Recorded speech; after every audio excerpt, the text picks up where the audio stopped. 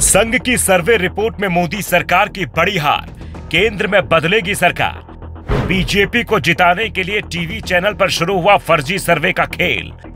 PM ने किया था दावा 400 सीटें जीतेगा एनडीए, चैनलों को नहीं मिल रहा समीकरण। टीवी चैनल बीजेपी को जमकर दे रहे हैं सीट, फिर भी आंकड़ा 340 से नहीं बढ़ रहा आगे। पीएम नरेंद्र मोदी ने लोकसभा चुनाव में दावा किया कि इस बार चुनाव में बीजेपी को 370 और एनडीए के साथ यह संख्या 400 के पार चली जाएगी। भारत के इतिहास में किसी भी प्रधानमंत्री ने अभी तक इस तरह का दावा नहीं किया था, लेकिन पीएम मोदी को लगता है कि इस बार 400 पार तय है।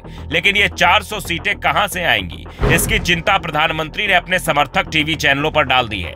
इसलिए जो टीवी चैनल सर्वे करने से तौबा कर चुके थे, उन्होंने भी नए सिरे से सर्वे शुरू कर दिए हैं और 3-4 दिन में ही देश के मूड के बारे में जानकारी भी जुटा ली और धड़-धड़ तमाम टीवी चैनलों पर सर्वे आने शुरू हो गए। लेकिन किसी भी सर्वे में प्रधानमंत्री मोदी के दावे पर मुहर लगती नहीं दिख रही थी।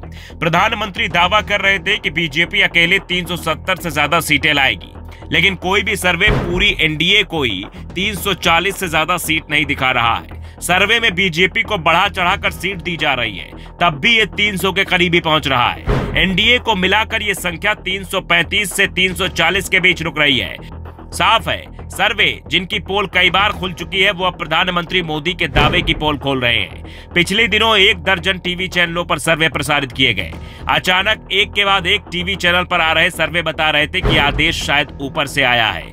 देश में चुनाव आने वाला है, इसलिए माहौल भी बनाना है, क्योंकि इस समय माहौल इंडिया गठबंधन के पक्ष में दिखाई दे रहा था। तो सबसे पहले इंडिया में सेंधमारी की गई, नीतीश को तोड़ा गया और इसके बाद सर्वे का खेल शुरू हो गया। हालात ये हैं कि सर्वे करने वाली एजेंसियों ने 1 दर्जन राज्यों में सारी की सारी सीटें बीजेपी को दे दी। 95% से ज्यादा सीटें बीजेपी के खाते में डाल दी। उन राज्यों में भी बीजेपी का क्लीन स्वीप बता दिया गया जहां हाल ही में कांग्रेस ने विधानसभा चुनाव जीतकर सरकार बनाई है, और वहां भी जहां कुछ दिनों पहले तक बीजेपी को बहुत कमजोर बताया जा रहा है।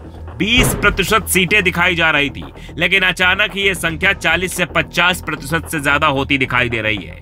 यानी खेल बड़ा चल रहा है और ये खेल मीडिया के जरिए चल रहा है। लेकिन बीजेपी की चिंता यह है कि इतना कुछ होने के बावजूद भी पार्टी 300 के पार नहीं पहुंच रही है। सर्वे बीजेपी को 300 के करीब और एनडीए को 335 के करीब बता रहे हैं, और सबसे बड़ी बात, कांग्रेस को हर राज्य में कम सीटें दी जा रही हैं।